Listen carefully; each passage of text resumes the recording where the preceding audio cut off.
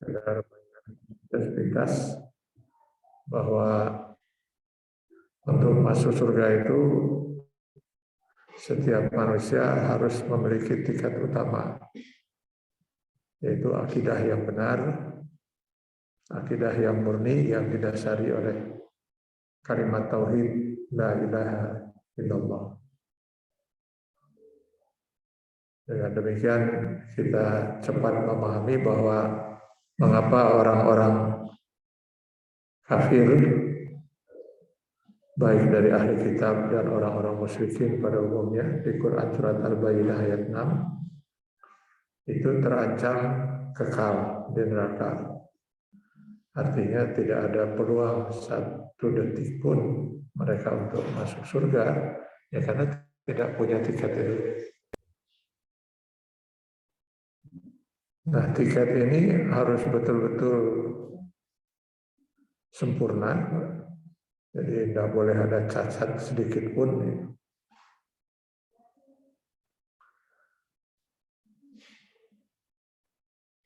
Karenanya kita harus benar-benar menjaga kemurnian akidah kita. Satu zarah saja kemusyrikan ada pada diri seseorang menyebabkan dia tidak punya peluang untuk memasuki surga Allah Subhanahu wa taala dan hancurlah seluruh amal perbuatannya. Allah masih menerima orang yang meninggal dengan membawa dosa sebanyak apapun, sebesar apapun. Allah siap untuk mengampuni. Tapi Allah tidak bisa menerima manusia meninggal membawa kemusyrikan sekecil apapun. Lihat di An-Nisa 48, Allah menyatakan innallaha la yaghfiru an yushraka bihi. Allah tidak akan mengampuni orang yang menyekutukannya. Wa yaghfiru ma duna dzalika liman yasha, dan Allah akan mengampuni selain dosa kufur, dosa kemusyrikan itu kepada siapa yang dia kehendaki. Jadi ini yang ingin kita ingatkan ke dalam diri kita masing-masing, ya. Jangan sampai akidah kita itu rusak sekecil apapun. Nah, apakah kalau seorang memiliki akidah yang benar, akidah yang murni, pasti masuk surga? Pasti. Sesuai dengan hadis yang sudah kita jelaskan pada pertemuan yang lalu, man kana akhirul kalami la ilallah dakhala jannah. Tapi itu belum menjamin kalau dia itu tidak mampir di neraka. Jadi tiket itu menjamin seseorang pasti masuk surga, tapi belum menjamin untuk dia itu mampir atau tidak di neraka. Bagi mereka yang sudah memegang tiket utama ini, kalau ingin tidak mampir di neraka, maka mereka harus memiliki 2 tiket lagi. 2 tiket inilah yang sering kali diulang-ulang oleh Allah di dalam Al-Quran. Setiap kali Allah menyebut masalah surga, itu seringkali diakhiri dengan firman-Nya, wa kana Allahu ghafuran rahima, atau innallaha ghafurur rahim. Padahal Allah Subhanahu wa taala memiliki banyak sekali sifat-sifat kesempurnaan. Di antaranya ada 99 Asmaul Husna yang ada di depan kita. Ini saya ingat, ini Asmaul Husna ini ada sejak masjid ini berdiri, Pak. Dulu belum ini bisa ada belel warnanya. Dulu indah, lebih indah lagi. Jadi Allah punya Asmaul Husna dan itu tidak terbatas 99. Tapi yang dijelaskan kepada kita dalam Al-Quran ada 99 Asmaul Husna. Karena Rasulullah dalam doanya, beliau sempat berdoa dengan menyebut Asma'umu ya Allah, baik yang kau sebutkan dalam Al-Quran maupun yang kau sembunyikan di Lauh Mahfuz. Artinya masih ada lagi nama, tapi ya kita nggak tahu. Yang kita tahu yang diajarkan itu 99. Tapi kenapa kalau sudah bicara tentang surga, kok yang muncul cuma 2 nama Allah itu, 2 sifat Allah itu. Maha Pengampun, Maha Penyayang. Bahkan di dalam Quran surat Fussilat ayat 32, itu lebih jelas lagi. Allah menyatakan, setelah Allah menyebut tentang surga, lalu Allah menyatakan nuzulam min ghafurir rahim, bahwa surga itu anugerah dari Allah yang Maha Pengampun, Maha Penyayang. Anugerah itu artinya sesuatu yang melebihi hak kita, Pak. Kalau Bapak misalnya bekerja sebagai karyawan, gaji itu sebulan 1 miliar. Ya, tenan Pak, ada yang contoh lah. Ya, maaf halaman kurang, itu contoh-contoh itu. Misalnya gaji Bapak itu 1 bulan 1 miliar, lalu bulan ini Bapak menerima 1,5 miliar, maka 1,5 miliar itu anugerah, Pak. Karena hak Bapak sebenarnya cuma 1 miliar. Jadi sebenarnya surga itu anugerah, bukan hak kita, Pak. Jadi anugerah dari Allah Subhanahu wa taala. Nanti akan kita jelaskan itu di tingkat yang ketiga, Pak. Bahwasanya bukan amal kita yang akan mengantarkan kita masuk surga. Jadi tanpa ampunan tidak mungkin seorang bisa langsung masuk surga tanpa mampir di neraka. Kenapa? Nah, mari kita lihat, Pak.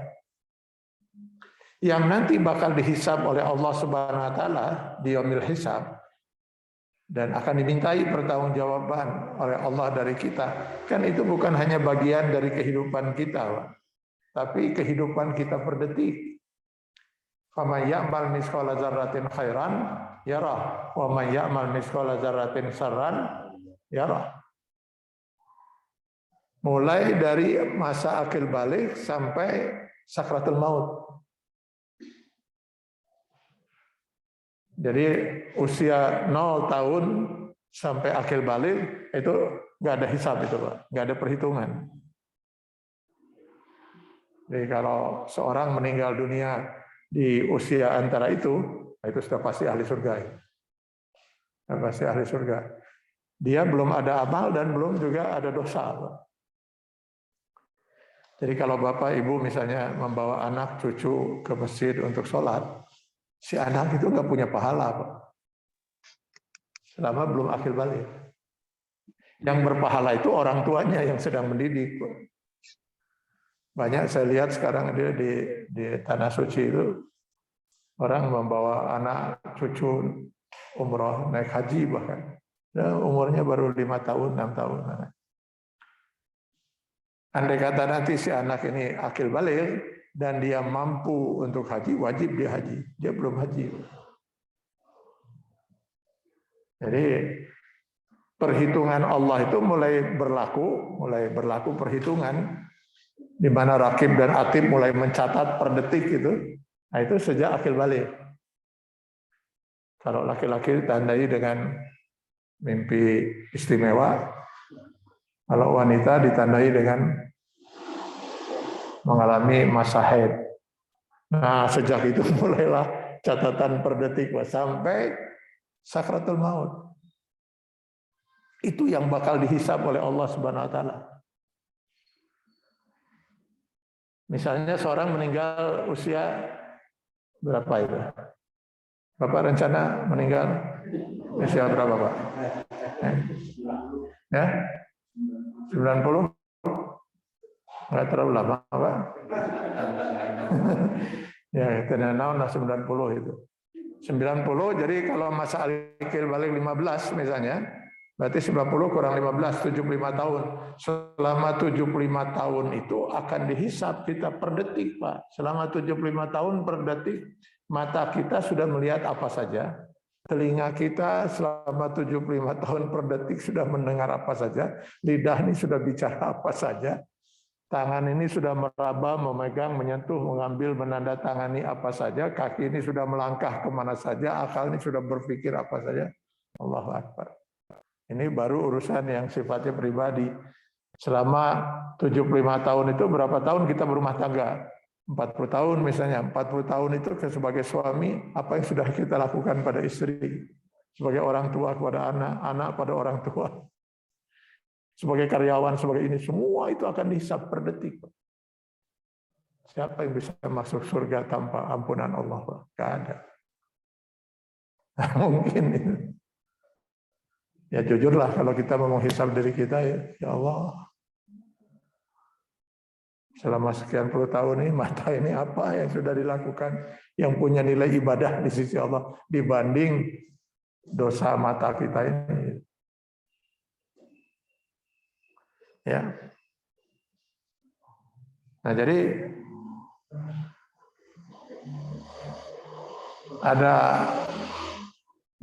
tanpa ampunan dari tiket yang kedua, kalau kita ingin masuk surga tanpa mampir di neraka, ya harus kita memegang tiket ampunan itu. Kalau bisa jangan dulu meninggal kalau belum diampuni dosa-dosa kita. Ya.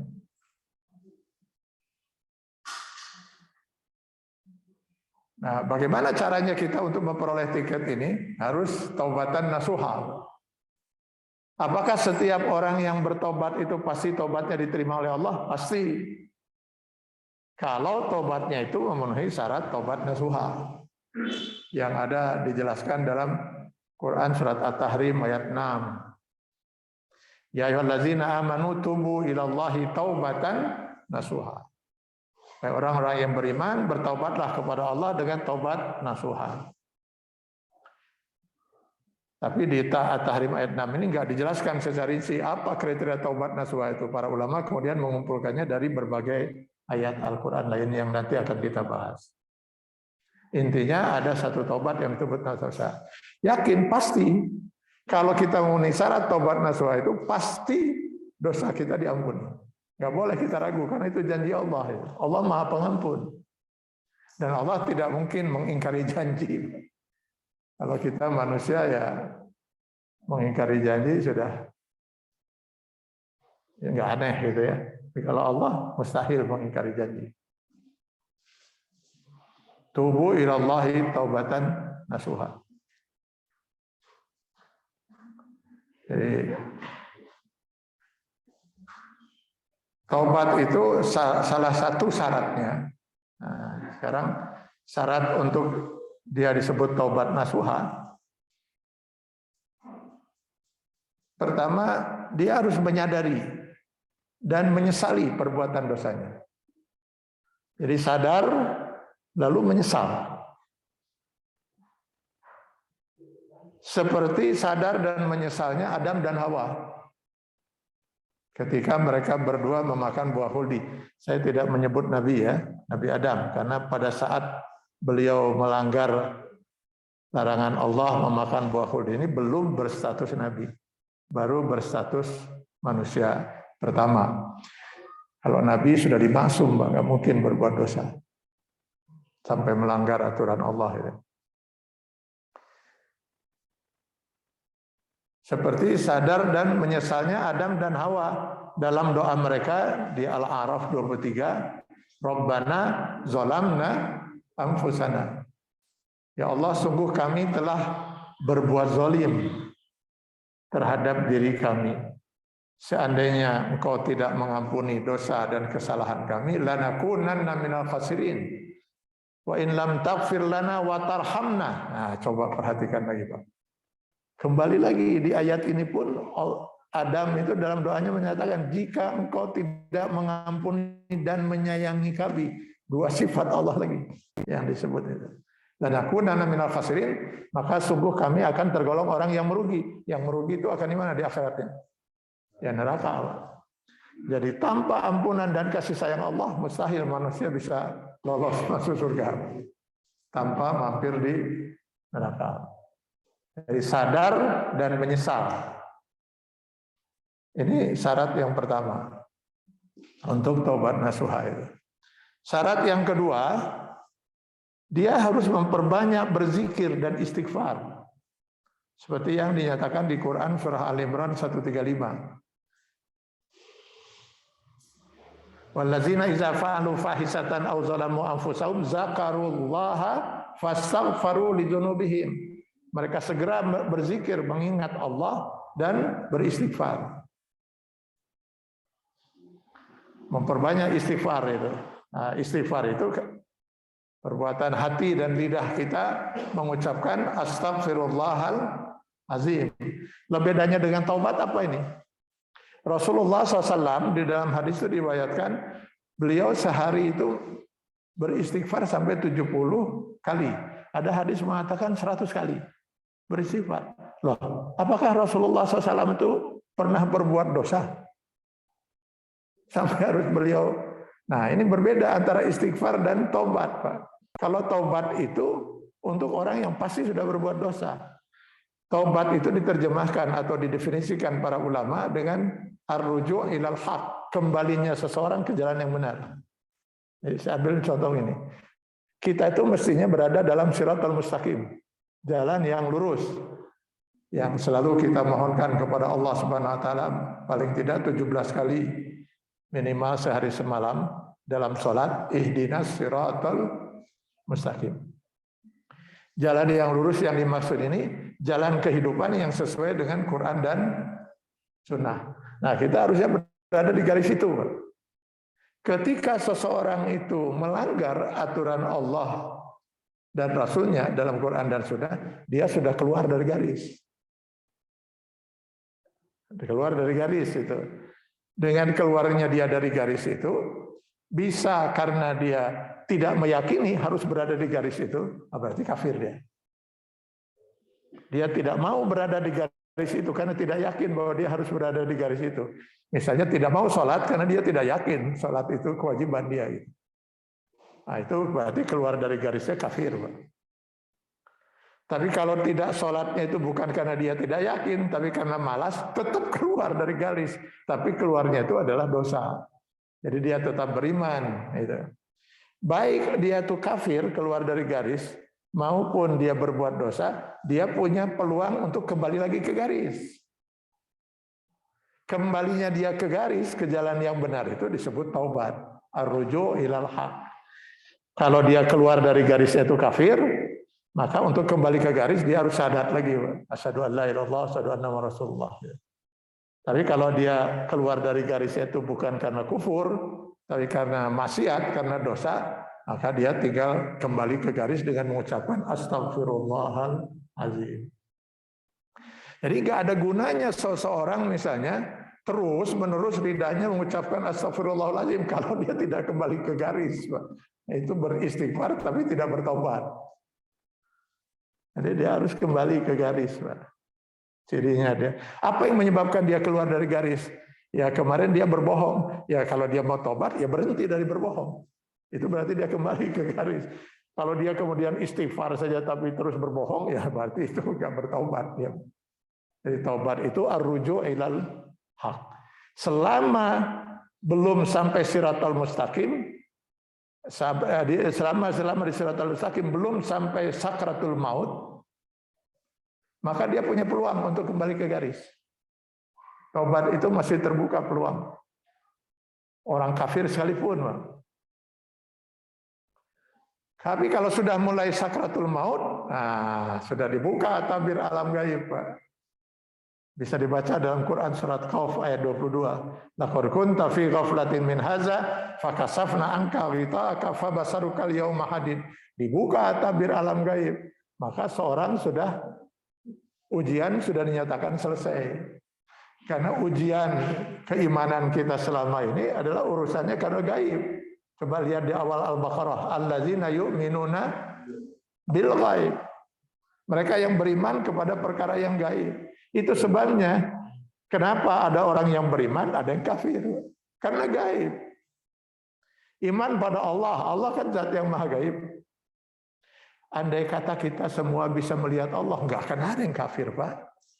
Masa ada yang bisa kafir kalau sudah melihat Allah itu ada gitu?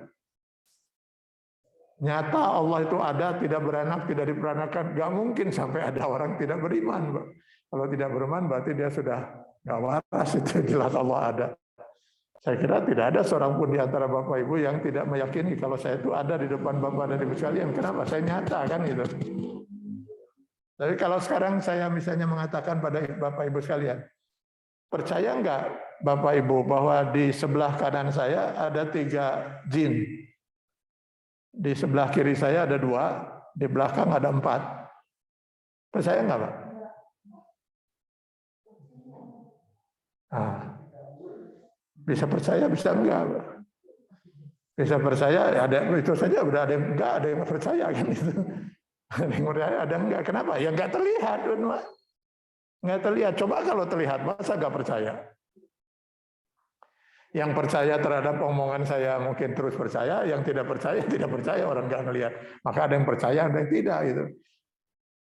Maka rukun iman misalnya yang lain, beriman kepada malaikat, gaib. Gaib malaikat itu. Maka ya kita percaya karena Allah menyatakan bahwa di antara makhluk ciptanya ada malaikat. Kita sendiri belum pernah melihat malaikat, belum pernah mendengar suara malaikat. Beriman kepada hari akhirat, gaib. Akhiratnya saja, kiamat saja belum terjadi. Iman kepada qadar dan qadar, gaib. Iman pada Quran, gaib. Kitab-kitab sebelumnya, gaib.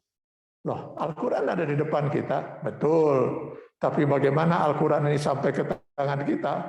Bagaimana Allah berfirman diterima oleh Nabi? Semuanya gaib kan, Pak?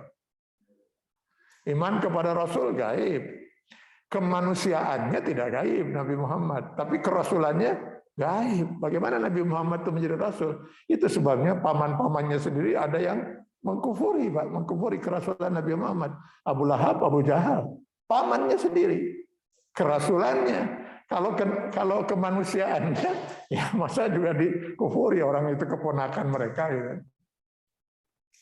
Nah, jadi begitu tabir alam gaib itu dibuka pada saat sakratul maut, ujian dinyatakan selesai. Buku sudah ditutup, Pak. Percuma taubat pada waktu itu. Tidak ada lagi kesempatan untuk taubat.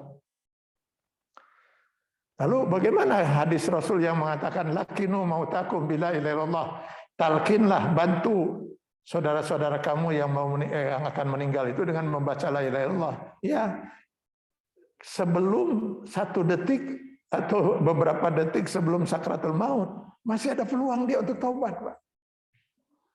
Nah sekarang kita nggak tahu sakratul maut itu sampai maut itu berapa detik, berapa menit kan? Nah, kita nggak tahu kan Pak ya, belum pernah ada yang mengalami itu kan. Dan sayangnya yang mengalami terus pada pergi, nggak ada yang balik lagi ngasih tahu gitu. Nah karena kita tidak tahu dan nggak mungkin kita bertanya kan Pak kepada orang yang kelihatannya sudah sakratul maut itu, kita tanya gitu, Bapak sudah sakratul maut? Belum, ya sok atuh buru-buru ampun tobat gitu kan. Sudah, nggak sadar gitu kan nggak mungkin.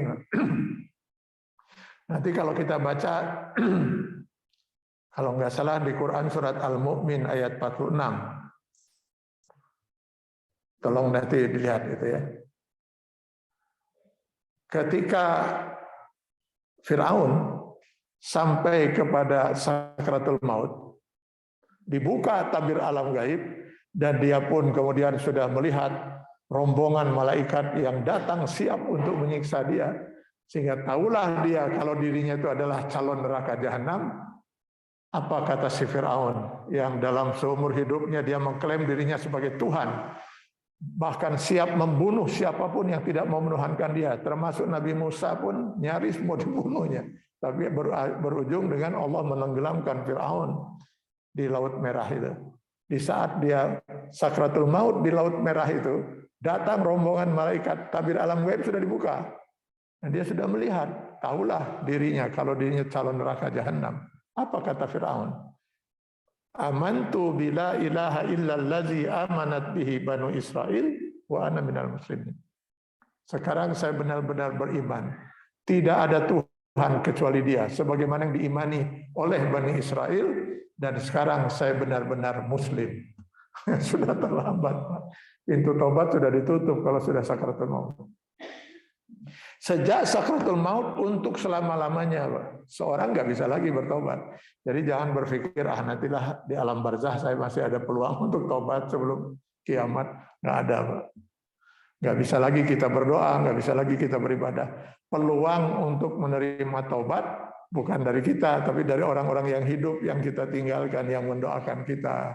Nah, itu masih mungkin kita mendapat ampunan dari Allah karena doa mereka yang hidup, ya, yang kita tinggalkan. Jadi ini syarat yang kedua, ya. Jadi Rasulullah SAW tentu tidak pernah keluar dari garis, Pak. Makanya dikatakan beliau bukannya bertaubat, tapi beristighfar. Ya kalau beristighfar, ya kita mungkin juga tanpa terasa mungkin ada kekhilafan kecil gitu ya. Nah itu kita beristighfar. Ya. Nah itu banyak. Nah ada istighfar yang paling Allah sukai, yang disebut dengan Sayyidul Istighfar. Saya sempat sudah membagikan ini belum ya? Belum ya? Kebetulan saya nggak bawa juga. Tapi mudah-mudahan kita sudah hafal semua, Pak. Kalau belum hafal, nanti kalau saya kesini, insya Allah ingatkan, saya akan bawa untuk dihafalkan. Sayyidul Istighfar, kebanyakan sudah hafal. Allahumma anta rabbi. Itu kan betul sudah pada hafal, alhamdulillah. Allahumma anta rabbi, la ilaha illa anta, khalaqtani wa ana abduka, wa ana ala ahdika wa wa'dika mastata'tu. A'udzubika min syarri ma sana'tu, abu'u laka bi ni'matika alayya wa abu'u bi dzambi faghfirli fa innahu la yaghfiru dzunuba illa anta. Ini bentuk istighfar yang paling Allah sukai. Kenapa? Nah, mari kita lihat, Pak. Bentuk istighfar ini diawali dengan pernyataan, Pak. Bukan langsung minta ampun, tapi pernyataan dulu, pernyataan keimanan. Allahumma anta rabbi, ya Allah sesungguhnya engkau dah Rabb saya. Ini dalam bahasa sebagian ulama ini tauhid ar-rububiyah, mengesahkan Allah dari segi Rabbnya. Jadi mengakui bahwa Allah lah Maha Pencipta, Maha Pemelihara, Maha Pemilik, Maha Kuasa dan sebagainya. La ilaha illa anta, ini tauhid uluhiyah. Tidak ada zat tempat saya mengabdi kecuali engkau. Saya tidak akan pernah mengabdikan hidup kecuali hanya kepada engkau, ya Allah. Ini sebelum bertaubat dia begini dulu, Pak. Tidak ada saya tempat mengabdi kecuali engkau.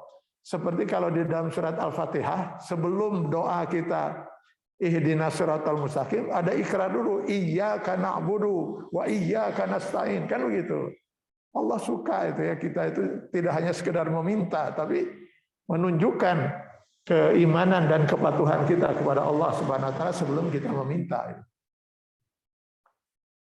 Khalaqtani, engkaulah yang menciptakan aku. Wa ana abduka, dan saya hanyalah sebatas hambamu. Dia rendahkan dirinya serendah-rendahnya di hadapan Allah dan diakui bahwa dia hanyalah makhluk ciptaan Allah Subhanahu wa taala. Belum, sama sekali belum ada permohonan ampun, Pak. Wa ana abduka wa ana ala ahdika wa wa'dika mastata'tu, dan saya ada dalam janji denganmu. Kebanyakan para ahli hadis mengartikan yang dimaksud janji di sini janji ikrar, pernyataan keimanan ketika kita berada di alam ruh. Al-A'raf 172, Ar-Rum ayat 30, fitrah iman dan Islam. Ketika Allah bertanya kepada ruh manusia, alastu birabbikum, bukankah aku ini adalah Rabb kalian? Maka ruh pada waktu qalu bala syahidna, benar kami bersaksi. Nah, itu janji itu yang dinyatakan di sini. La ilaha illa anta khalaqtani wa ana abduka wa ana al-hadika wa wa'dika mastata'u. A'udzu bika min syarri ma sana'tu. Subhanallah. Lihat, Pak, ini pengakuan kita sampai seperti ini. Saya memohon perlindungan kepadamu, ya Allah, dari kejahatan, kemaksiatan yang sudah saya lakukan. Pengakuan lagi kan, Pak. Saya sudah melakukan kejahatan dan saya hanya bisa berlindung kepada Engkau, ya Allah. Allah melindungi, kita aman. Tidak dilindungi, ya nggak mungkin kita bisa selamat. Abu ulaka bi ni'matika alayya. Saya mengakui segala kenikmatan yang telah kau limpahkan kepadaku. Ya, kita mengakui semua itu. Mengakui dosa yang sudah kita perbuat, padahal kita mengakui juga bahwa segala kenikmatan sudah begitu luar biasa Allah limpahkan kepada kita. Wa abu bi dzambi. Saya juga mengakui dosa-dosa saya, artinya dosa yang sudah saya perbuat ini. Barulah dia meminta ampun. Faghfirli, maka karena itu ya Allah ampunilah dosa saya. Fa innahu la yaghfirudz dzunuba illa anta, karena tidak ada yang maha kuasa untuk mengampuni dosa saya ini kecuali Engkau. Subhanallah, indah sekali itu ya. Doa istighfar kita diawali dengan pernyataan keimanan kepada Allah, kepada sebagai Rabb, sebagai Ilah, sebagai pencipta, lalu diakui diri kita bahwa kita sudah banyak melakukan kesalahan dan dosa, kenikmatan sudah kita dapatkan, tapi kita malah melakukan perbuatan dosa, dan karena itu berujung dengan permohonan kita. Nah, ini sebaiknya kita perbanyak doa-doa istighfar ini, terutama doa bentuk semacam ini ya. Nah, kapan kita meminta ampun pada Allah dalam doa istighfar ini? Ya seperti halnya berdoa yang lainnya, Pak. Kan istighfar itu doa, memohon ampun. Itu istighfar itu, memohon ampunan Allah Subhanahu wa taala. Sebagaimana doa-doa yang lain kita bisa lakukan kapan saja, ya. Kebetulan alhamdulillah tidak disyaratkan untuk kita berdoa atau beristighfar itu harus dalam keadaan berwudu, ya. Yang disyaratkan harus dalam keadaan berwudu dan tidak sah kalau tidak dalam keadaan suci, hadas kecil, hadas besar itu hanya sholat dan tawaf. Selebihnya sebaiknya dalam keadaan berwudu. Sebaiknya kita terus dalam keadaan berwudu. Ya, tentu lebih baik kita dalam keadaan berwudu berdoa kepada Allah. Tapi kalau kita nggak sempat berwudu, kita di perjalanan tidak dalam keadaan berwudu, di mobil kita ingat, ya Allah saya pernah berbuat salah ini. Langsung saja pada waktu itu kita istighfar. Kita teringat kita butuh sesuatu, silakan langsung berdoa kepada Allah Subhanahu wa taala.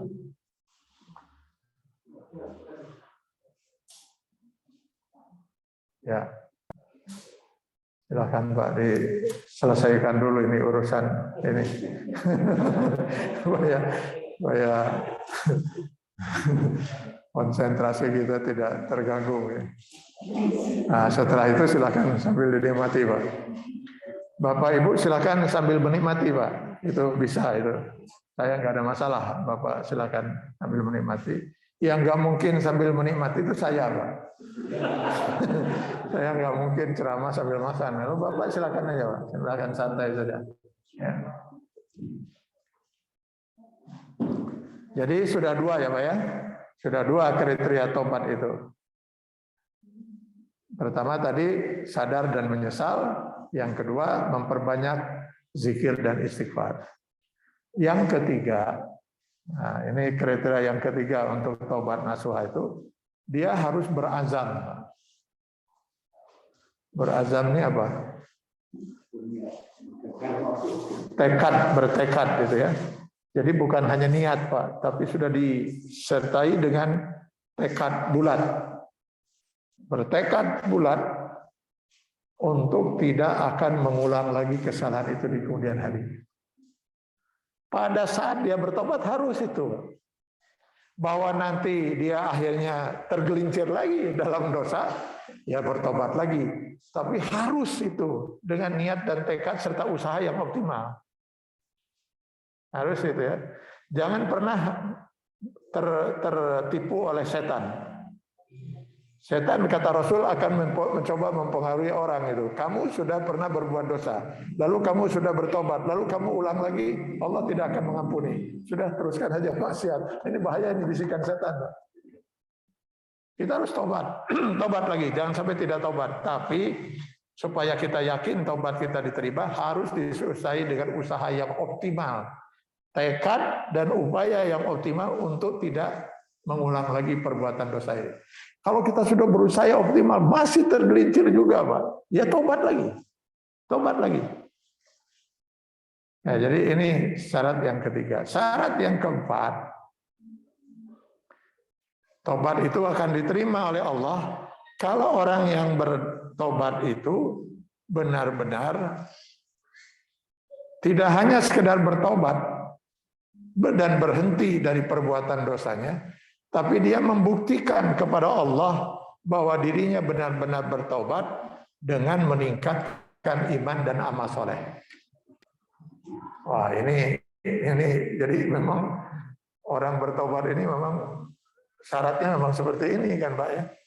Jadi Allah tidak hanya mau menerima tobat seseorang itu hanya dengan dia menyesal, lalu meminta maaf, istighfar, memohon ampun, lalu dia bertekad, tapi juga dituntut orang itu untuk membuktikan bahwa dirinya benar bertobat dengan meningkatkan iman dan amal saleh. Ini bisa kita lihat di Quran surat Al-Furqan ayat 70 dan 71. Setelah di ayat 69-nya Allah menjelaskan ciri ibadur rahman. Ini kalau ibu bapak nanti baca lagi di rumah, ya. Mulai ayat 63 Al-Furqan, Allah bercerita tentang hambanya yang sangat Allah sukai, Allah cintai. Saking solehnya mereka itu diberi gelar oleh Allah ibadur rahman. Lalu Allah sebutkan kenapa Allah mencintai mereka, karena mereka memiliki kriteria kesolehan yang luar biasa. Dimulai dari ayat 63 itu wa ibadur rahmanil ladzina yamshuna 'alal ardi hauna wa idza khatabahumul jahilun qalu salama wal ladzina yabituna li rabbihim sujada wa qiyama. Mereka yang tidak sombong, mereka yang menjadikan bagian malam itu untuk ruku dan sujud pada Allah, maksudnya tahajud gitu ya. Dan banyak kriteria-kriteria lainnya. Di ayat 69-nya itu Allah kemudian menyatakan seorang ibadur rahman itu di antaranya la yad'una ma'allahi ilahan akhar, tidak menyekutukan Allah, wala yaqtuluna an-nafsal lati harramallahu illa bil haqq, dan tidak membunuh manusia yang Allah haramkan dia membunuhnya, wala yaznun, dan tidak berzina. Jadi seorang ibadur rahman, hamba Allah yang dicintai oleh Allah itu ya harus begitu. Tidak pernah menyekutukan Allah, sudah pasti itu ya. Tidak membunuh, karena itu dosa besar. Tidak juga berzina, dosa besar. Lalu bagaimana kalau seandainya orang sudah terlanjur musyrik? Sudah terlanjur pernah berbuat membunuh orang, pernah berzina. Terhapuskah peluang dia untuk menjadi ibadur rahman, menjadi manusia yang dicintai oleh Allah? Tidak, Pak. Nah, itu di ayat 70-71-nya. Illa man taba wa amana wa amila amalan salihah. Kecuali bagi mereka yang beriman, bertobat, beriman dan beramal soleh. Kenapa dikatakan beriman? Karena tadi ada yang sempat musyrik, sudah kufur, berarti dia harus beriman lagi. Yaitu alladzina la yad'una ma'allahi ilahan akhar. Ya, itu ya. Kalau yang selebihnya berzina dan membunuh itu perbuatan dosa. Maka illa man taba wa amana wa amila amalan salihah. Yang ini kemudian diulang lagi di ayat 71-nya. Wa man taba wa amila salihah. Barang siapa yang bertobat dan beramal saleh. Jadi sudah 4 kriterianya ya. Sadar dan menyesal, memperbanyak zikir dan istighfar, berazam, lalu membuktikan bahwa dirinya benar-benar bertobat pada Allah dengan meningkatkan iman dan amal saleh. Yang kelima, nah ini yang tadi sempat kita singgung. Jadi taubat itu akan diterima oleh Allah kalau memenuhi syarat itu sepanjang yang bersangkutan belum sakratul maut. Jadi kalau dia bertobatnya saat sakratul maut, ya seperti Firaun itu nggak akan diterima, karena ujian sudah dinyatakan selesai. Semua orang juga kalau sudah melihat kalau dirinya calon neraka, masa juga nggak bertobat, ya kan itu. Nah pada saat sakratul maut itu setiap orang akan tahu apakah dirinya ahli surga atau calon neraka jahanam. Nauzubillah misalnya. 5 sudah itu. Nah, yang ke-6 ini yang terakhir. Ya, yang saya bisa simpulkan dari kriteria taubat nasuha yang ada di dalam Al-Quran. Yang terakhir, dan inilah yang paling berat menurut saya, kriteria yang paling berat. Apabila dosa itu menyangkut dosa fahisah. Nah, ini apa dosa fahisah? Kembali lagi kita ke Al-Imran 135. Wallazina iza fa'alu fahisatan aw zalamu anfusahum. Jadi dalam Islam itu dikenal, Pak, ada 2 jenis dosa. Dosa menzolimi diri sendiri, zalimun li nafsih. Dan yang kedua dosa fahisah, zalimun li nafsih wa li ghairih, menzalimi diri sendiri dan menzalimi orang lain. Kalau dosa menzalimi diri, contohnya ya dosanya Adam dan Hawa, memakan buah huldi. Maka kenapa ketika mereka sadar dan menyesal, Adam dan Hawa itu dalam doanya menyatakan di Al-A'raf 23 tadi, Rabbana zalamna anfusana. Ya Allah, sungguh kami telah menzalimi diri kami sendiri. Kenapa? Tidak ada pihak yang dirugikan, Pak. Siapa yang dirugikan dengan perbuatan dosa Adam dan Hawa? Nggak ada. Lagi pula pihak lain itu belum ada. Waktu itu belum ada keturunan Adam dan Hawa. Baru mereka berdua kan. Dan Islam tidak mengenal istilah dosa waris. An la taziru waziratan wizra ukhra. Ini hampir 4 kali kalau nggak salah di dalam Al-Quran diulang-ulang. Dalam prinsip Islam tidak ada istilah dosa waris. Masing-masing orang hanya akan memikul dosa yang dia perbuat. Nggak ada dosa waris, Pak. Masa orang lain berbuat dosa saya harus memikul dosanya? Yang makan buah huldi siapa? Adam dan Hawa. Saya boro-boro memakan buahnya. Ningali buah lagi ente, Pak. Makanya tolong saya jangan ditanya, Pak, buah huldi itu bentuknya seperti apa? Nggak tahu saya, Pak. Apalagi rasanya. Pernah saya nanya di Mekah ke tukang buah, Pak. Ya buah huldi, gitu. Maksud saya bercanda, malah ambek ke saya, Pak. Kemudian ke mata payu, ayo di bawah hari gitu. Maksud saya cuma bercanda aja sebenarnya itu. Jadi bagaimana mungkin saya harus memikul sebuah dosa dari perbuatan yang tidak pernah saya lakukan? Allah itu maha bijaksana dan maha adil, Pak. Masing-masing kita akan memikul dosa yang kita berbuat, masing-masing kita akan memperoleh pahala dari apa yang kita lakukan. Sama, Pak, dalam berpahala juga. Masa orang lain yang bersedekah, saya kemudian dapat pahala, padahal saya berniat tidak. Bersedekah tidak, tiba-tiba saya dapat pahala. Maka saya termasuk, Pak, ini termasuk ya, yang tidak sependapat dengan badal haji. Menghajikan orang.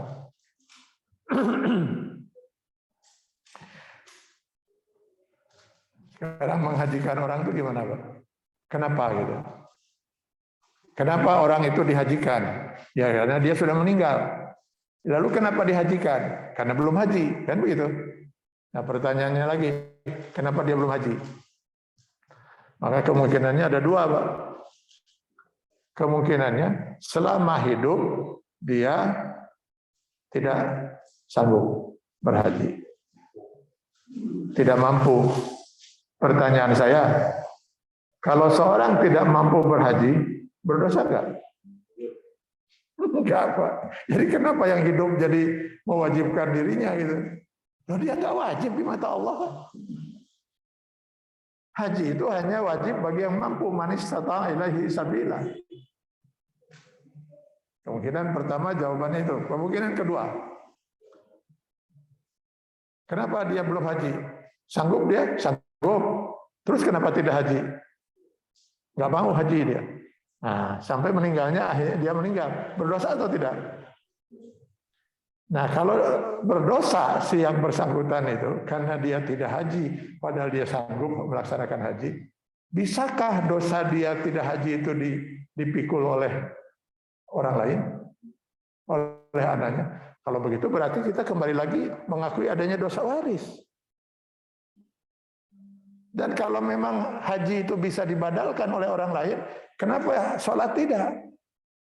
Kenapa saum tidak? Ini bisa-bisa nanti banyak orang tua yang malas beribadah, Pak. Yang penting banyak anak. Lalu nanti diwaris-wariskan itu dosa-dosa itu kepada anak-anaknya itu.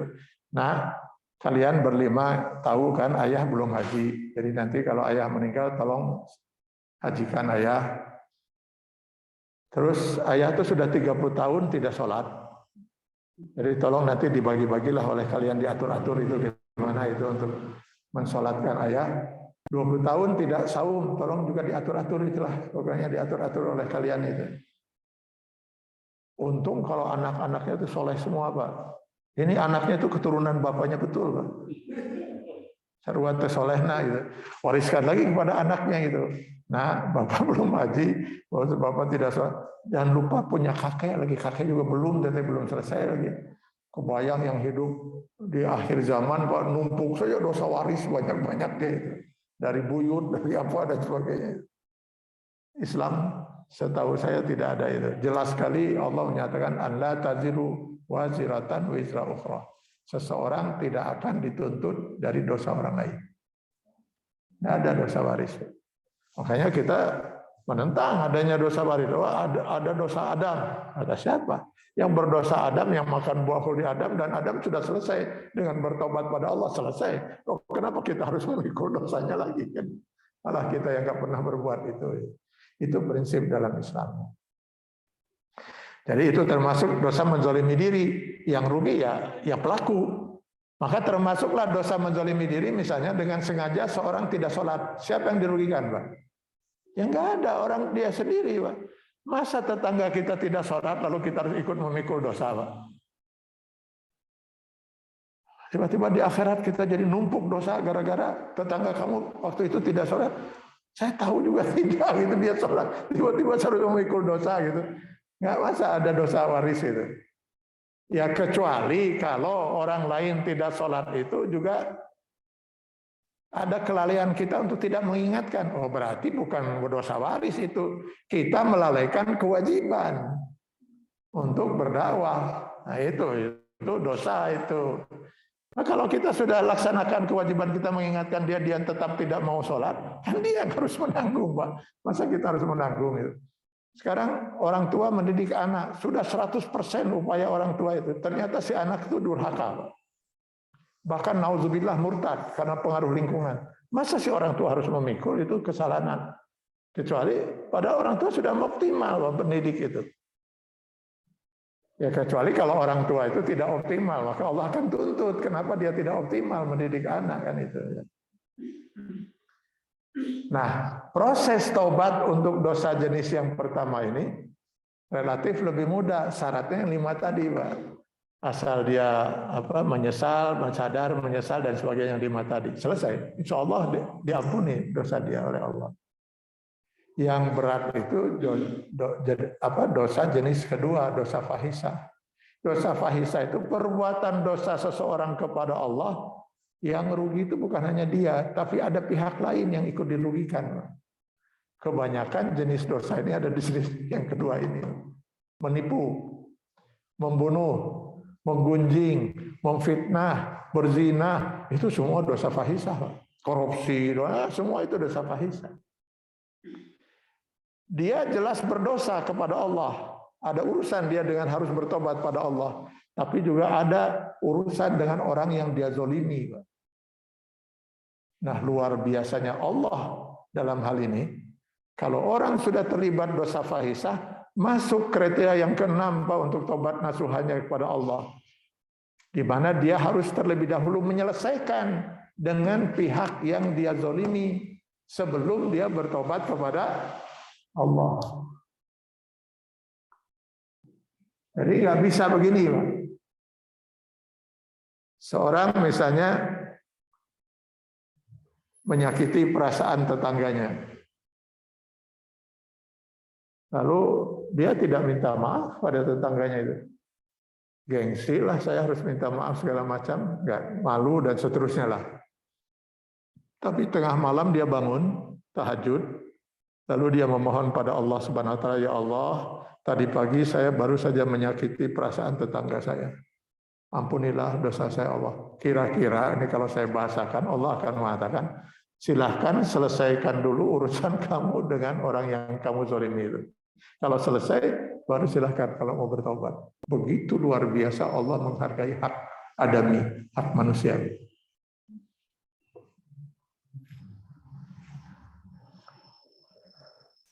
Nah, bagaimana kalau tidak mau diselesaikan? Ya, berarti selesai. Kan tidak, Pak. Berarti taubatnya dia kepada Allah tertunda sampai nanti akhirat. Nanti di akhirat akan diselesaikan oleh Allah. Gimana cara penyelesaiannya? Apabila dia memiliki amal ibadah, amalnya itu akan diambil oleh Allah untuk dibayarkan kepada orang yang dia zalimi. Sesuai dengan kadar kezalimannya, Allah Maha Adil. Nggak akan lebih, nggak akan kurang. Nilai kezaliman itu berapa, Allah Maha tahu itu. Maka akan dibayar dengan amal perbuatannya. Nah, sekarang baru dibayarkan ke 5 orang, amal perbuatannya habis. Padahal yang dia zalimi itu ada 10 orang. Lalu bagaimana nasib yang 5 orang lain? Mau diambil amalnya sudah habis, Pak. Si orang yang berbuat zalim ini. Dosa orang yang dizalimi yang 5 orang lain lagi itu masing-masing akan diambil dosanya untuk dilimpahkan kepada orang yang berbuat zalim ini. Sudah amalnya habis, dosa orang lain ditimpakan kepada dia. Itulah sebabnya dalam hadis Rasul mengatakan, atadruna ma huwal muflis. Tahukah kalian siapa nanti di akhirat manusia yang paling bangkrut? Muflis. Mereka orang manusia yang paling bangkrut, manusia yang berbuat dosa fahisah, tidak diselesaikan di dunia, berarti akan selesai di akhirat. Nah, penyelesaiannya dengan cara seperti itu. Nah, sekarang bayangkan kalau yang dizolimi itu bukan 5-10 orang, tapi sekian ribu orang, sekian ratus ribu orang, sekian juta orang yang dipimpinnya. 270 juta rakyat misalnya yang dipimpinnya. Terus mau pada masuk surga dari pintu yang mana, Pak? Ngeri kita kalau melihat ini, Pak. Ini gimana taubatnya, Pak? Sekarang seorang misalnya korupsi, Pak. Yang dia rugikan berapa rakyat yang akibat korupsi dia itu? Ini kalau saja orang sadar seperti ini, gitu, sadar menyadari proses taubat itu tidak semudah yang kita ucapkan, terutama dalam proses untuk dosa fahisah. Berpikir 1000 kali orang untuk berani berbuat dosa fahisah. Makanya saya mengeritik, Pak, sering mengeritik kalau diundang ceramah halal bihalal. Apa ya, halal bihalal itu ya namanya. Saya juga nggak tahu ini istilah ini dari mana ya. Jika bahasa Arab, Pak, tapi orang Arab saja nggak ngerti katanya, apa ini katanya, halal bihalal. Pokoknya begitulah, saling memaafkan maksudnya. Saling halal menghalalkan mungkin itu maksudnya gitu. Biasanya acaranya itu dibuka oleh MC, Pak, pengalaman saya selama ini. Lalu ada pembacaan Al-Quran, sambutan dari panitia, lalu kemudian sambutan dari pimpinan. Lalu ceramah, Pak. Ceramah biasanya setengah jam lah gitu, tutup pakai doa. Nah, selesai itu unsur pimpinan berdiri. Lalu yang lain salaman itu. Minal aidin, wal faizin, maaf lahir batin, 00, iya 00. Ya saking cepatnya antrian panjang, Pak. Ngobrol sedetik di belakang ribut. Ya udah salaman, no. Selesai saja. Apa selesai itu? Ya kalau memang tidak ada dosa fahisah di antara mereka, ya selesai, Pak. Nggak usah sesalaman juga nggak apa-apa, Pak. Mungkin ada dosa yang tidak terasa. Kalau dosa yang tidak terasa itu bukan dosa, Pak. Maafkan saya, kesalahan saya baik yang terasa maupun tidak terasa. Yang dosa itu yang terasa, Pak. Nggak ada dosa tidak terasa, Pak. Baik yang disengaja maupun yang tidak disengaja. Yang dosa yang disengaja, Pak. Kalau nggak sengaja nggak dosa. Makanya dosa itu kerasa-rasa acan, Pak. Itu kerasa-kerasa acan, jauh dosa gitu. Nah, untuk yang disengaja, untuk yang terasa, yang disadari itu nggak bisa selesai dengan begitu, Pak. Harus dengan ijab dan kabul. Dalam Islam, segala sesuatu itu harus dengan ijab kabul yang jelas. Jual beli harus ijab kabul yang jelas. Apa yang mau dijual? Barang apa? Motor merek naon? Baru atau second? Lalu kondisinya seperti apa? Mau dijual dengan harga berapa? Lalu saya tawar sekian, setuju atau tidak? Setuju, baru terjadi ijab kabul. Utang piutang, mau mengutang berapa? Kapan mau dibayar? Malah kata Al-Quran, hadirkan 2 orang saksi, catat. Nah, itu kan harus dengan ijab kabul, Pak. Menikah harus dengan ijab kabul. Saya nikahkan saudara kepada Fatimah. Siapa Fatimah itu? Putri kandung saya. Mau pakai mas kawin apa? Sebutkan, pakai mas kawin apa gitu. Mau dibayar kontan atau mau dicicil? Kontan, disebutkan. Dibayar kontan. Dicicil selama 3 bulan, misalnya, terserah, harus dijelas ijab kabulnya. Maka maaf memaafkan, harus jelas ijab kabulnya, Pak. Tadi saja kita ijab kabul dengan Allah sampai 5 syarat itu, Pak. Sadar saya Allah, saya salah, saya menyesal, saya telah melakukan ini, dan itu. Saya berjanji Allah tidak akan pernah mengulang lagi. Padahal Allah itu Maha Pengampun. Masa dengan manusia tanpa ijab kabul, Pak? Jauh-jauh 0-0. Makanya saya kepada keluarga saja, saya selalu lakukan itu, Pak. Di hari raya Idul Fitri, mohon maaf, ayah, kata anak-anak saya, kata suami saya, naon salahnya. Sok jelas-jelas.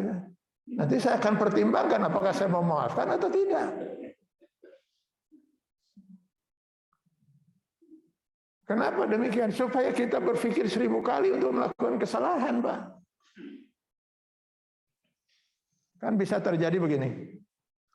Pak, mohon maaf ya minal aidin wal faizin, 00 apa ya? 00 alhamdulillah kata yang minta maaf itu. Kenapa kok kamu begitu gembiranya? Ya alhamdulillah saya sudah tenang sekarang, Pak. Itu naon kata si itu. Bapak masih ingat 5 tahun yang lalu, Pak. Kan sempat menyebar fitnah terhadap diri Bapak itu. Oh, itu saudara.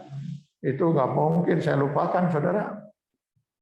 Asal saudara tahu ya, gara-gara fitnah itu yang paling pertama hancur rumah tangga saya. Istri saya percaya betul dengan fitnah itu.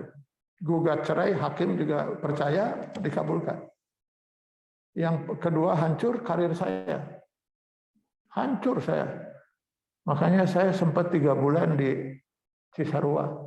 Stres saya, saudara. Setelah semua hancur itu, saya dalam hati terus gak pernah berhenti dari berdoa kepada Allah. Ya Allah, jangan sampai saya mati sebelum Engkau pertemukan saya dengan siapa penyebar fitnah itu. Dalamun ayeuna aya dihareupeun cekek ku saya modal. Kenapa saudara mengingatkan saya dengan peristiwa itu? Ya kan gini, Pak, tadi kan saya sudah minta maaf kepada Bapak dan Bapak sudah memaafkan, bahkan kita sepakat 0-0. Jadi saya, Pak, penyebar fitnah 5 tahun yang tidak bisa. Saya kira bukan saudara, saya enggak. Sudah lain ceritanya, Pak, setelah tahu itu. Harus jelas ijab kabulnya. Nah, kalau begitu gimana ini dengan kesalahan? Gimana saya berarti kalau saya memfitnah orang, saya menggunjing orang, suatu saat harus mengakui kepada orang itu. Bisa-bisa hubungan saya yang tadinya baik menjadi tidak baik. Itu resiko, Pak. Supaya jangan sampai terjadi hal itu, jangan pernah memfitnah orang. Itu yang dikehendaki oleh Islam. Jangan pernah kita menzalimi orang. Suatu saat orang itu akan tahu dengan kezaliman ketika kita dalam proses untuk bertobat. Nah, sekarang ada seorang pernah bertanya kepada saya begini. Bagaimana kalau kita baru sadar? Mau bertobat keburu udah meninggal dunia orang yang kita zalimi. Orang tua kita sudah keburu meninggal dunia. Mau pergi ke kuburan kita minta maaf, nggak akan ada ijab kabul. Apa yang bisa kita lakukan? Orang yang kita zalimi mungkin belum meninggal, tapi nggak tahu sekarang di mana itu. Saya udah berusaha mencari informasi, nggak ketemu kemana dia pindah kemana, berada di mana itu. Apa yang harus bisa, masih mungkinkah kita bertobat? Rasul menjawab pertanyaan seorang sahabat tentang ini. Kalau memang kita sudah kadung berbuat dosa misalnya kepada orang tua kita, dan kita belum sempat ijab kabul meminta maaf, hanya satu harapan kita untuk bisa menebus dosa itu. Jangan pernah berhenti kita untuk mendoakan almarhum.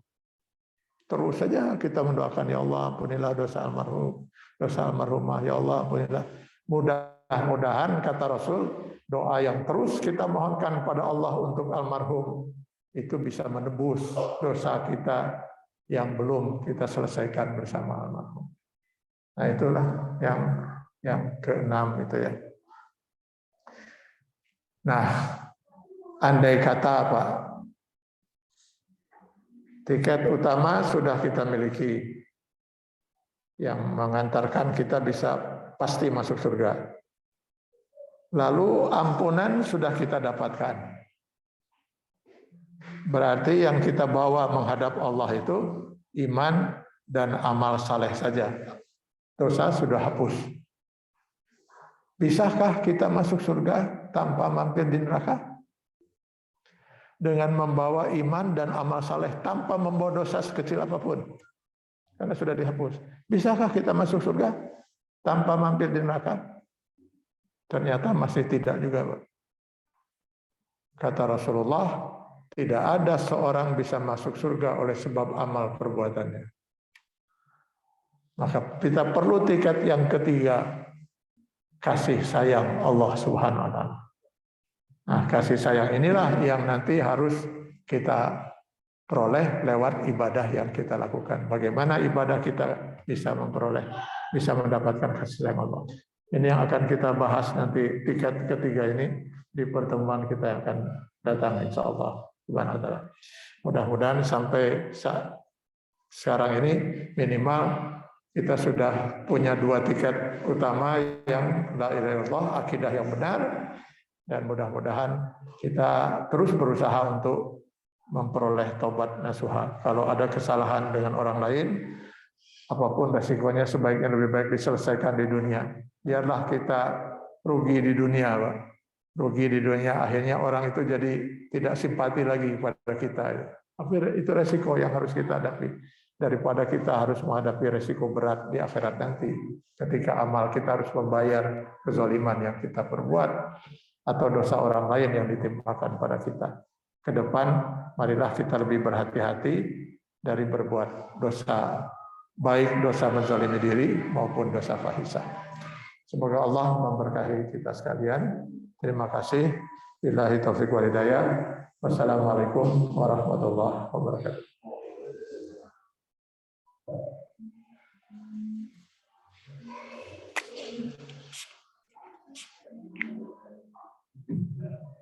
Ya, silakan.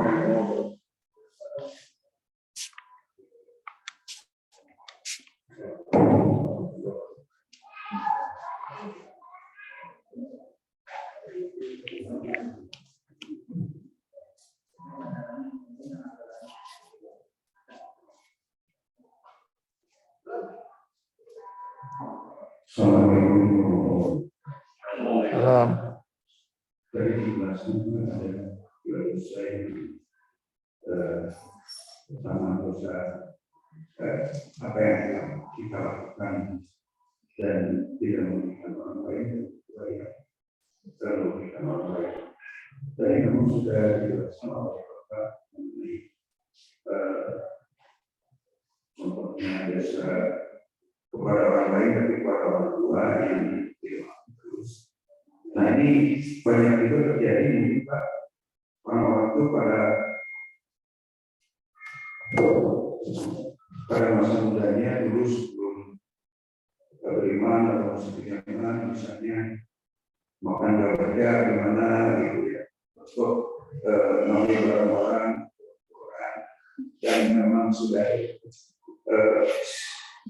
kalau untuk kamu sudah puluhan tahun sulit untuk ditemui. Nah, apakah saya juga sama seperti pada orang tua mendoakan orang tersebut gitu.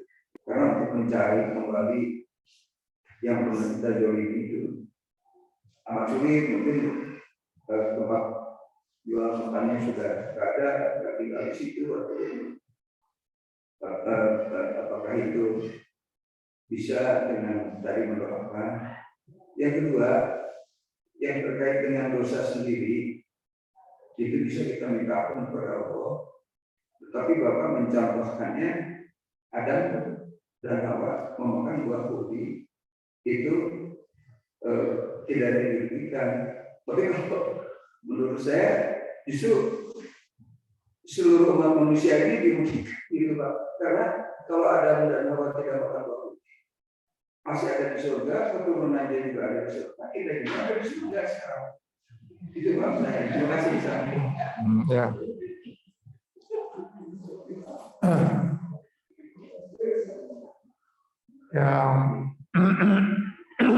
Yang pertama tadi Pak, ya sama Pak dengan orang tua tadi, kita tinggal mendoakan. Kalau masih ingat namanya, kita sebut namanya. Ya, mudah-mudahan Allah mengampuni dan sebagainya. Tapi kalau menyangkut bahwa kita pernah memakan hartanya, berarti harta itu haram Pak. Harta bukan milik kita. Jadi senilai itu harus kita keluarkan. Kalau tidak sampai kepada yang bersangkutan, ya mungkin sampai kepada fakir miskin atau siapa. Karena itu bukan harta kita. Jadi kalau dosa itu menyangkut harta, harus kita keluarkan harta yang kita ambil itu. Nggak bisa orang korupsi lalu minta maaf pada rakyat, saya minta maaf, tapi uang itu nggak dikembaliin gitu. Nanti semua orang jadi ingin koruptor Pak. Korupsi tinggal nanti dia minta maaf itu. Mencuri ya dia harus kembalikan barang curiannya. Nah, tinggal nanti dia bisa minta maaf. Kalau tidak bisa minta maaf, tadi misalnya karena sudah nggak tahu yang dagang itu di mana itu, apa masih hidup apa enggak.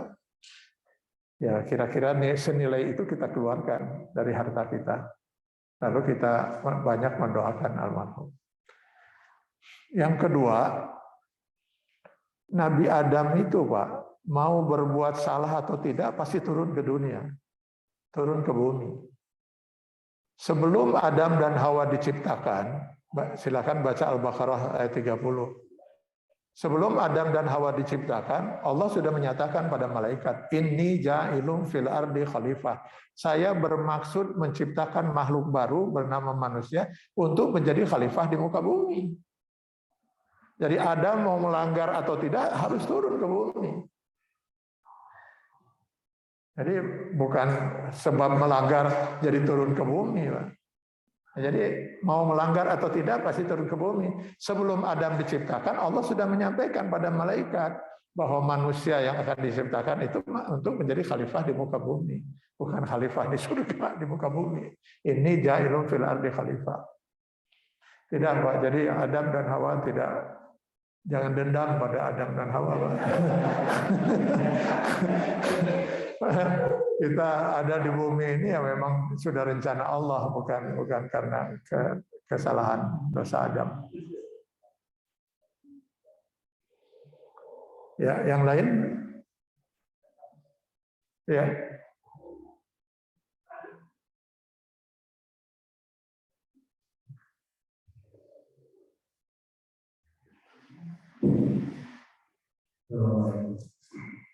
Assalamualaikum. Tadi saya sebetulnya banyak mau bertanya Pak, tapi setelah mendengar syarat yang ke-6 jadi lupa ya Pak. Terakhir itu terasa berat sekali Pak. Yaitu dosa bisa. Tapi Pak, ada yang tadi mungkin belum dibahas mengenai fadilahnya orang memaafkan. Ya, jadi ada orang yang bersalah pada saya, tapi kita mungkin tidak akan sempat meminta maaf. Tapi kemudian semua yang pernah mendolimi saya ikhlaskan untuk saya maafkan. Nah, pemaafan yang saya berikan tanpa berhadapan dengan ijab kabul tadi misalnya, apakah itu memang bisa membebaskan orang yang mendolimi saya dari kewajiban? Dengan pengertian juga Rasulullah kepada Allah, kalau saya suka memaafkan, maka nanti orang lain juga akan memaafkan kesalahan-kesalahan yang tidak bisa saya indikasikan secara langsung. Karena doa Aisyah ini kan bisa banyak sekali seperti Bapak contohkan. Belum jadi pemimpin, hanya orang berjalan di jalan saja kita ini bisa secara terpaksa atau mungkin karena bodoh kita sewaktu kita berlalu lintas ini banyak mendolimi orang, mengambil jalan, dan macam-macam begitu ya. Nah, itu kan kedoliman yang susah untuk diselesaikan karena orangnya sudah hilang. Gitu. Jadi yang saya ingin tanyakan, memaafkan, memberikan fadilah untuk mendapatkan kemaafan juga. Itu bisa terjadi atau tidak? Apalagi dengan anak, kita mikirnya anaknya itu minta maaf, tetapi nggak muncul karena mungkin ya sudah kita orang tua maafkan daripada apa yang ada di anak itu ya karena dia minta maaf pada orang tua kemudian menjadi pembenaran si anak untuk mendapatkan wajar dan sebagainya. Ya. Hal yang pertama mungkin yang ingin saya sampaikan itu bahwa hukum dalam Islam itu pertama Allah itu mendidik, Pak. Mendidik manusia supaya jangan sampai dia melakukan kesalahan. Nah, untuk mendidik itu maka supaya manusia itu jangan melakukan kesalahan, dia harus kuat imannya. Orang yang kuat imannya kecil kemungkinan untuk berbuat maksiat, Pak. La yazni zani hina yazni wa huwa mu'min wa la yasriku sariqu hina yasriku wa huwa mu'min wa la yasribul khamr hina yasribu wa huwa mu'min. Tidak mungkin seorang pezina berzina, tidak mungkin seorang pencuri mencuri, tidak mungkin seorang peminum khamar minum khamar kalau dia berzina, mencuri, minum khamar dalam keadaan beriman. Jadi orang beriman tidak mungkin melakukan kesalahan. Kalau benar imannya gitu ya. Tapi karena iman itu sering turun naik kata Rasulullah, nah saat turun itu mungkin dia melakukan kesalahan. Orang yang taat ibadah, inna sholata tanha 'anil fahsya'i wal munkar, salat itu mencegah orang dari perbuatan yang keji dan munkar, enggak mungkin. Tapi ketika salatnya tidak sesuai dengan yang Allah inginkan, ya salatnya asal gerakan dan bacaan, ya mungkin bisa saja dia melakukan perbuatan yang keji dan munkar. Nah, bagaimana nasib orang yang mukmin tidak taat beribadah itu? Orang ini sebelum dia beriman dan sebelum taat beribadah, bagaimana dia supaya tercegah dari melakukan perbuatan yang keji dan munkar? Dengan hukum yang berat. Dengan lewat hukum yang berat, minimal dia takut oleh hukum. Kalau belum takut dengan hukum Allah di akhirat, minimal takut dengan hukum di dunia. Berani mencuri, potong tangan. Berani merampok, langsung potong tangan dan kaki, menyilang kanan dan kaki kiri. Berani berzina, deras 100 kali. Kalau zina muhsan, dirajam sampai mati. Berat sekali. Kalau kita lihat berat. Itulah cara Allah mendidik supaya orang itu berpikir 1000 kali untuk berani melanggar. Maka saya pernah baca, Pak, di statistik kejahatan pencurian di Saudi Arabia. Selama 5 tahun di Saudi Arabia, kasus pencurian yang dilakukan oleh orang Saudi ya, kalau pendatang mungkin mereka agak ngerti situasi hukum di sana, jadi mungkin ada melakukan ya, pada waktu umroh haji itu. Ini yang dilakukan oleh orang Saudi, Pak. Selama 5 tahun hanya terjadi 4 kasus, Pak. 5 tahun hanya 4 kasus, Pak. Kita jangan-jangan dalam 5 menit itu, Pak. Karena orang berpikir 1000 kali, Pak. Mencuri kemudian hilang tangan. Lalu mau apa dia hidup, Pak? Kalau dia seorang pemuda, suatu saat dia mau melamar anak orang lain, maka si calon mertuanya akan tahu Anda mantan pencuri, kan? Maka orang yang tipis imannya atau kurang beriman atau kurang taat beribadah, dia akan berpikir 1000 kali untuk ini karena beratnya hukuman. Maka persyaratan tadi memaafkan itu dalam rangka itu. Bapak contohkan, kalau gitu banyak kezaliman kita di jalan, menyerempet orang, ini ya jangan lakukan itu. Itu maksud Islam. Supaya kita jangan melakukan itu. Karena beresiko dengan kezaliman itu tadi kepada orang lain. Nah, lalu dicontohkan lagi bagaimana dengan bahwa orang yang memaafkan itu sangat mulia. Jelas, Pak, jelas. Orang yang memaafkan, tadi misalnya Bapak, udahlah saya maafkan saja semua orang yang pernah menzolimi saya maafkan. Ya, itu menjadi amal sendiri bagi Bapak. Gitu. Tapi bagi si orang yang berbuat zalim belum selesai, Pak. Belum selesai. Orang berhutang. Dia nggak mau bayar, padahal dia mampu membayar. Ya sudahlah. Saya bebaskan saja lah orang itu gitu. Padahal dia nggak, ya Bapak sudah beramal, tapi dia belum selesai, Pak. Belum selesai. Anak misalnya berbuat salah, dia nggak mau minta maaf. Harusnya ketika anak itu tidak meminta maaf, kita yang memberitahu, Pak. Nah, kamu tuh pernah melakukan kesalahan seperti ini dan kamu belum minta maaf. Segera sekarang minta maaf sebelum saya mati.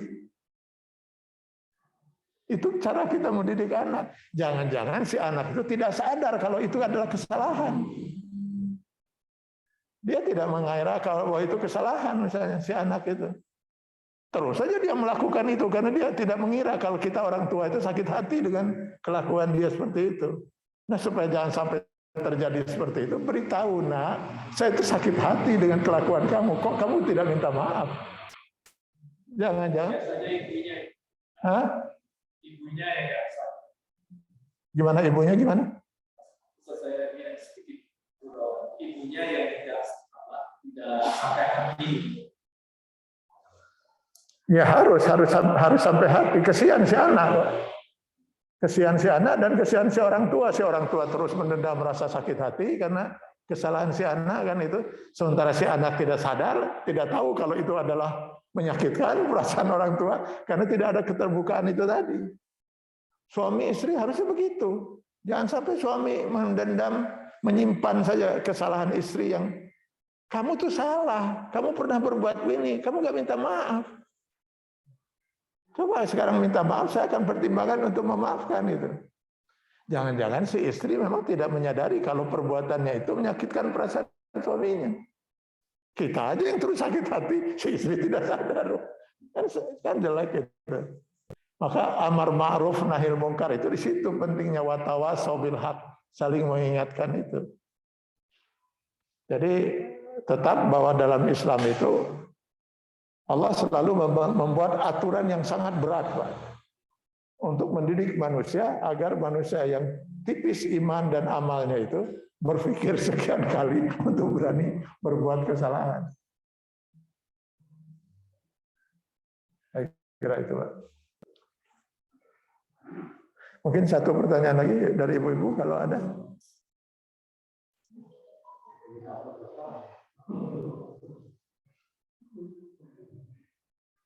Dari ibu-ibu nggak ada? Ada. Kalau enggak Bapak ada? Oh, nggak ada? Ibu? Ya.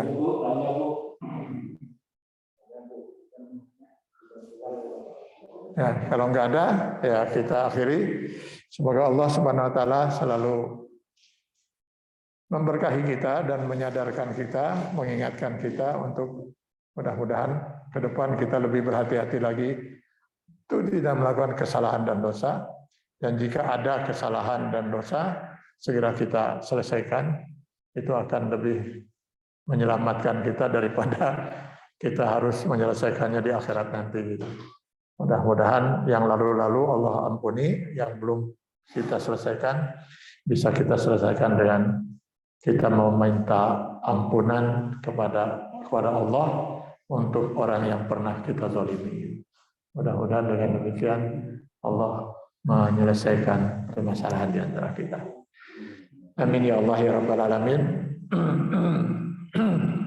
Allahumma anta rabbi la ilaha illa anta khalaqtani wa ana 'abduka wa ana 'ala ahdika wa wa'dika mastata'tu a'udzu bika min syarri ma sana'tu abu'u laka bi ni'matika 'alayya wa abu'u bi dzambi faghfir li fa innahu la yaghfiru dzunuba illa anta. Allahumma ighfir lana dzunubana wa israfana fi amrina wa tsabbit aqdamana wansurna 'alal qaumil kafirin. Rabbi ighfirli wa liwalidayya warhamhuma kama rabbayana shighara. Rabbana atina fid dunya hasanah wa fil akhirati hasanah wa qina azabannar. Subhana rabbika rabbil izzati amma yasifun wa salamun alal mursalin walhamdulillahi rabbil alamin. Assalamualaikum warahmatullahi wabarakatuh. Waalaikumsalam. Terima kasih kepada Ibu dan Ibu.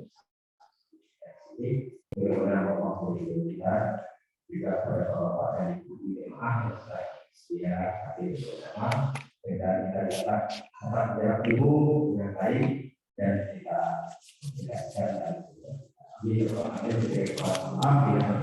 Assalamualaikum warahmatullahi wabarakatuh.